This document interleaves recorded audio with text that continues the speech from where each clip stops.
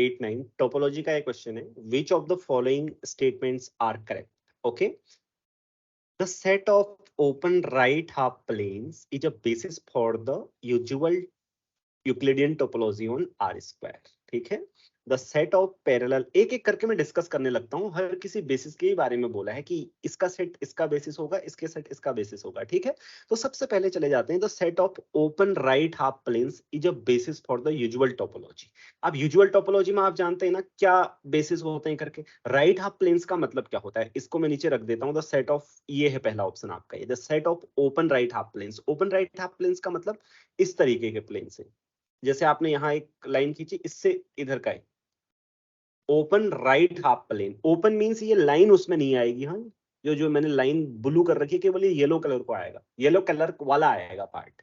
मतलब इस टाइप के जितने प्लेन बन सकते हैं आपके, वो सारे वो यूजुअल टोपोलॉजी का बेसिस होते हैं। यूजुअल टोपोलॉजी का बेसिस होने का मतलब जानते हैं ना,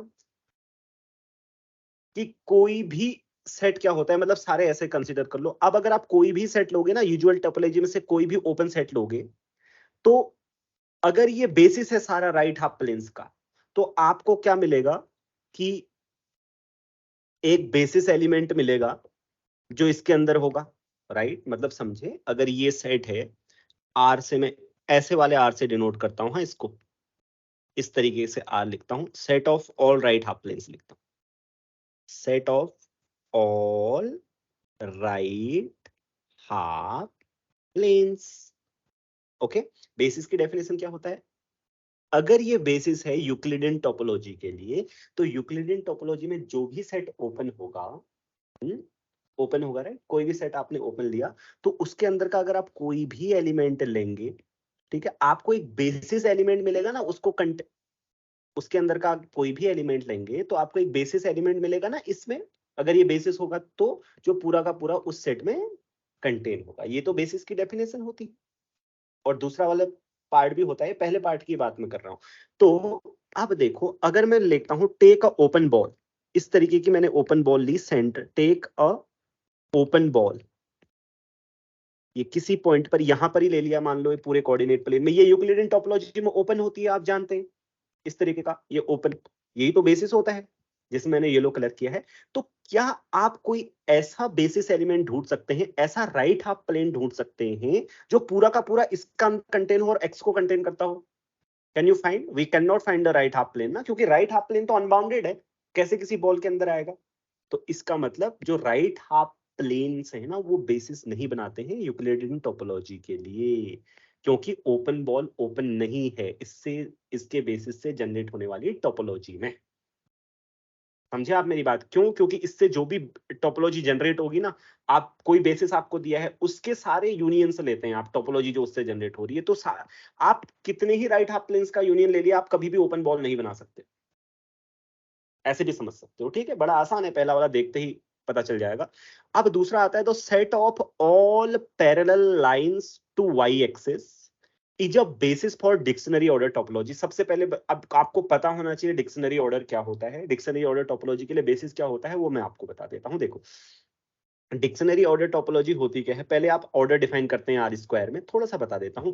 आप इसके एलिमेंट को ए क्रॉस बी से डिनोट करते हैं, हाँ, अभी मतलब क्योंकि यहाँ पे ओपन इंटर वाला कॉन्सेप्ट आता है ना, तो उसके लिए आपको थोड़ा सा ऑर्डर पेयर में कंफ्यूजन ना बने, इसलिए आप ए क्रॉस बी से डिनोट करते हैं। किसी भी जैसे ऑर्डर पेयर से डिनोट किया जाता है, तो बस इसको ए क्रॉस बी से डिनोट करते हैं। तो कोई भी ए क्रॉस बी क्या होगा, लेस देन सी क्रॉस डी होता है, अगर पहला वाला कंपोनेंट क्या है, दूसरे वाले कंपोनेंट से छोटा है।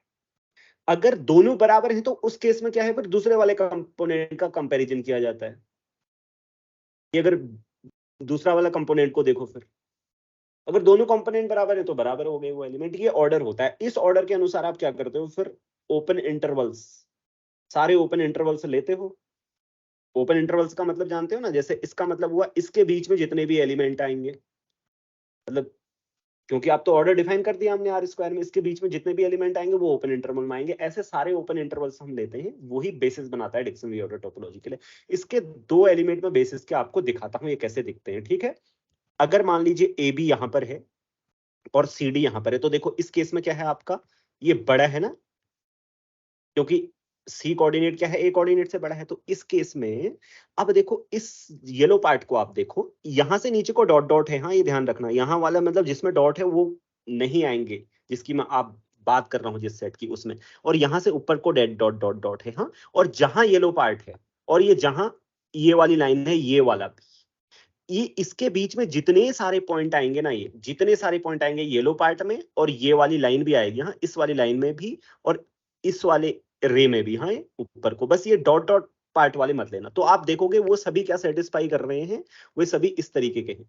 कोई भी पॉइंट ले लो बीच में से, जैसे आपने यहां से कोई पॉइंट उठा लिया, देखो क्यों, क्योंकि इसका एक्स कोऑर्डिनेट देखो, मतलब पहला वाला कोऑर्डिनेट देखो इसका, ये ए से बड़ा है सी से छोटा है, इसलिए ये क्या आएगा, इस इंटरवल के बीच में आएगा। अब जो यहां पे होंगे, ये यहां पे होंगे, इसमें देखोगे तो आप क्या पा रहे हैं, इसका इनका पहला कोऑर्डिनेट तो क्या होगा, जैसे ये सी डी है यहां पर, अब यहां का अगर आप कोई पॉइंट ले लेते हैं, उसमें पहला कोऑर्डिनेट सी होगा, दूसरा जो ई होगा वो क्या होगा, देखो डी से छोटा है, इसलिए वो सी क्रॉस डी से छोटा और ए क्रॉस बी से बड़ा होगा। इसी तरीके से ये वाली लाइन में जो भी लाई करेंगे वो सब इस इंटरवल में आते हैं, ठीक है। तो इस टाइप के जो ये रेक्टेंगल टाइप होते हैं ना, अब इसमें भी थोड़ा सा सावधानी है, ये देखो मैं बोल रहा हूँ यहाँ मैंने डॉट डॉट डॉट डॉट किया है, अगर आप देख पा रहे हो तो ध्यान से देखो, इसको जूम कर लेना रोक के, हाँ। और यहां से ऊपर को ये लाइन रखी है, लाइन रखने का मतलब इस लाइन का आएगा, और ये सी से सी क्रॉस डी से नीचे को भी लाइन रखी है, ये भी आएगा, लेकिन ये वाला नहीं आएगा, और जहां येलो है वो सब आएगा। तो इस टाइप के एलिमेंट। और दूसरे, अब मान लो कोई इस टाइप के इंटरवल कैसे होंगे, जैसे आपसे मैं पूछूं ये इंटरवल क्या होगा इस ऑर्डर के, उसमें ए क्रॉस बी मान लो यहां पर है ए क्रॉस डी, तो इसके बीच के ही पॉइंट आते हैं सिर्फ बस, और ये दो नहीं आएंगे। तो जो बेसिस होता है ना, उसमें इस टाइप के सेट्स होते हैं, एक तो ऐसे इस टाइप की लाइन सेगमेंट है ये, जितने भी इस टाइप के लाइन सेगमेंट हैं, और दूसरे इस टाइप के रेक्टेंगल्स हैं। तो इससे जो जनरेट होती है टोपोलॉजी, पहले तो ये बेसिस होता है, आप वेरीफाई कर रहे हैं, आप डिक्शनरी ऑर्डर टोपोलॉजी जब पढ़ते हैं, तो इससे जो जनरेट टोपोलॉजी थी उसको राइट हाफ क्या बोलते हैं, डिक्शनरी ऑर्डर टोपोलॉजी। अब मैं वापस आता हूँ, क्योंकि आप में से कुछ लोगों ने बोला जैसे कि हमको नहीं पता है, तो मैंने बता दिया। द साइट ऑफ, अब देखो सारी इसने क्या ले लिया, अब बोल रहे हैं कि ना, अब देखना हर कोई बेसिस एलिमेंट ओपन सेट होता है, ये भी ओपन सेट होगा, ये भी ओपन सेट होगा डिक्शनरी और टोपोलॉजी में, ये मतलब एक गोला नहीं है, ये जो रेक्टेंगल है और ये लाइन सेगमेंट है। तो इसने क्या बोला, the set of all of lines parallel to Y axis, इसका नाम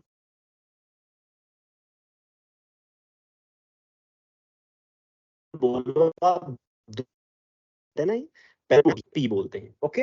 यहाँ पे लिख दिया मैंने P. The set of all lines parallel to Y axis is a basis for the dictionary order topology. Parallel line माने जानते हो, ऐसे वाई एक्सिस के पैरेलल लाइन, सारी जितनी पैरेलल लाइंस आती है, ये पैरेलल जो रेड रेड खींची जा रही है, इन लाइंस का। अब आप बताओ, बेसिस से जो जनरेट होने वाली टोपोलॉजी होती है, उसमें एलिमेंट क्या होते हैं, बेसिस में जितने भी एलिमेंट हैं उनके जितने भी यूनियंस लिए जा सकते हैं, वही होते हैं टोपोलॉजी के एलिमेंट। तो आप बताओ, क्या इस एलिमेंट को, ये डिक्शनरी ऑर्डर टोपोलॉजी का ओपन एलिमेंट है, क्या आप लाइंस का यूनियन लिख सकते हैं? Can you write it as a union of lines? नहीं लिख सकते ना, क्योंकि जब भी दो लाइंस को मिलाएंगे तो क्या होगा, यूनियन छोटा हो सकता है, नहीं हो सकता, right? You understand this, yes और नो? इतना तो समझ ही रहे होंगे कि अगर parallel to Y axis lines हैं आपके पास आर स्क्वायर में, उनका यूनियन करेंगे तो कभी भी ये सेट नहीं बनेगा ना। तो इसका मतलब ये सेट, ये पी में जो एलिमेंट है इनका यूनियन नहीं लिखा जा सकता। तो मतलब ये वाला यहाँ ओपन नहीं है इससे जनरेट होने वाली टोपोलॉजी में, तो ये डिक्शनरी ऑर्डर टोपोलॉजी को कभी जनरेट नहीं कर सकता, ये तो गलत हो गए, ठीक है। The set of open rectangles is a basis for the usual topology. Open rectangles means जानते हो ना, ओपन रेक्टेंगल्स मींस जैसे ये आर स्क्वायर है, मैं यहाँ पर देखता हूँ, ओके, मतलब यहाँ पर लिखता हूँ, इसको जगह नहीं है, ये बहुत आसान है, मैं यहीं पर कर देता हूँ इसको, देखो ये सारे ओपन रेक्टेंगल, देखो ध्यान से समझना। ओपन रेक्टेंगल का मतलब होता है, ये आपने कोई रेक्टेंगल ले लिया, ओके, ये जैसे आपका कोई रेक्टेंगल है, अगर ये बन जाए तो रेक्टेंगल जल्दी से सही हो जाएगा, अब ये बन नहीं रहा रेक्टेंगल,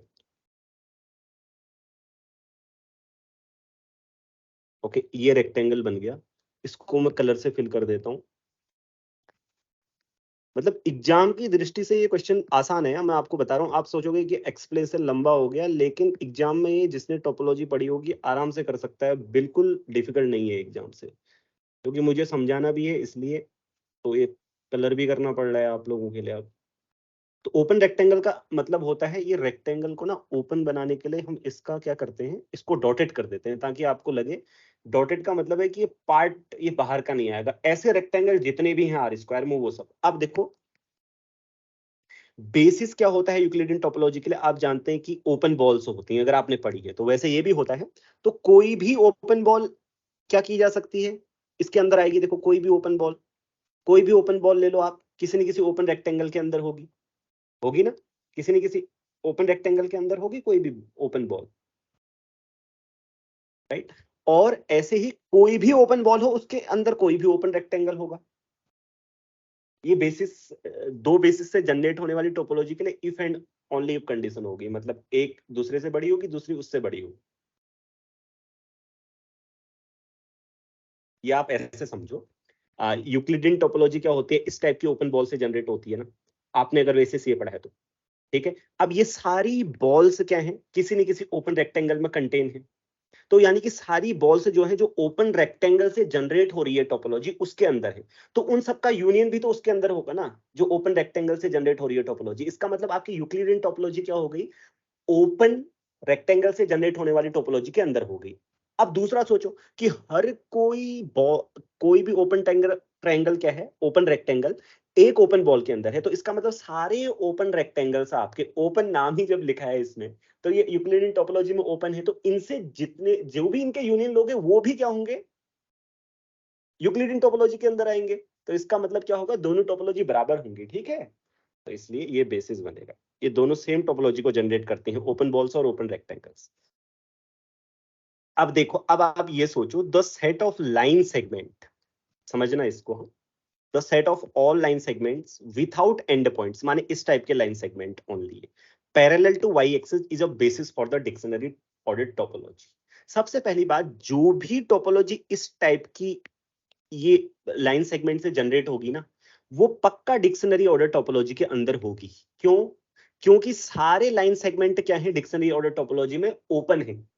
मैं डी लिख रहा हूं डिक्शनरी ऑर्डर टोपोलॉजी को, सारे ओपन है। तो सब उससे जनरेट होने वाली टोपोलॉजी क्या होती है, सभी लाइन सेगमेंट्स का यूनियन। सभी लाइन सेगमेंट का यूनियन का मतलब ये मत समझना हाँ कि सारे लाइन सेगमेंट ले लिए और उनका यूनियन ले लिया, ऐसा नहीं कर रहा हूं मैं। All the unions of line segment, ऐसा बोलना चाहिए मुझे। जितने लाइन सेगमेंट हैं आपके पास, उनके जितने यूनियन लिए जा सकते हैं, फाइनाइट, इनफाइनाइट, आर्बिट्ररी, वो होती है टोपोलॉजी जनरेट होने वाली। वो जो भी टोपोलॉजी होगी पक्का आपकी डिक्शनरी ऑर्डर टोपोलॉजी के अंदर कंटेन होगी। होगी या नहीं होगी, क्यों, क्योंकि ये सारे तो डिक्शनरी ऑर्डर टोपोलॉजी के अंदर है, तो टोपोलॉजी के अंदर होगा ही बाय डेफिनेशन ऑफ टोपोलॉजी। तो जो डिक्शनरी ऑर्डर टोपोलॉजी के अंदर ये तीसरे वाले से जो जनरेट होगी ना, वो टोपोलॉजी कंटेन होगी। और ऑन द अदर हैंड कोई भी टोपोलॉजी का इस टाइप का एलिमेंट देखो, मतलब सबसे पहले आप समझो कोई भी डिक्शनरी ऑर्डर टोपोलॉजी का है, उसको मान लेते हैं हम कोई सेट है एस, वो इस टाइप के और इस टाइप के एलिमेंट्स का यूनियन लिखा जा सकता है, लिखा जा सकता है ना, इस टाइप के रेक्टेंगल्स का। यही बेसिस की डेफिनेशन होती है, यूनियन लिखा जा सकता है। जो इस टाइप के है ना, ये लाइन सेगमेंट का यूनियन लिखे जा सकते हैं, इस टाइप के रेक्टेंगल्स। आप सोचो ये और नो, ये जो आपके सामने ये बड़ा सा इनफाइनाइट ट्रायंगल है, इसको आप लाइन सेगमेंट का यूनियन लिख सकते हैं या नहीं लिख सकते हैं, लिख सकते हैं। तो इसका मतलब क्या हुआ कि कोई भी सेट क्या लिखा जा सकता है, लाइन सेगमेंट का सकता है डिक्शनरी ऑर्डर टोपोलॉजी का। इसका मतलब ये वाला क्या बनाता है, बेसिस बनाता है डिक्शनरी ऑर्डर टोपोलॉजी के लिए, समझे। ये दोनों में बोलकर बता रहा हूं मैं, ये लिख नहीं रहा हूं, आप ये चीजें लिख लेना, ठीक है, अच्छी तरीके से वो करके। द सेट ऑफ, अच्छा चौथा वाला सही तो हो गया।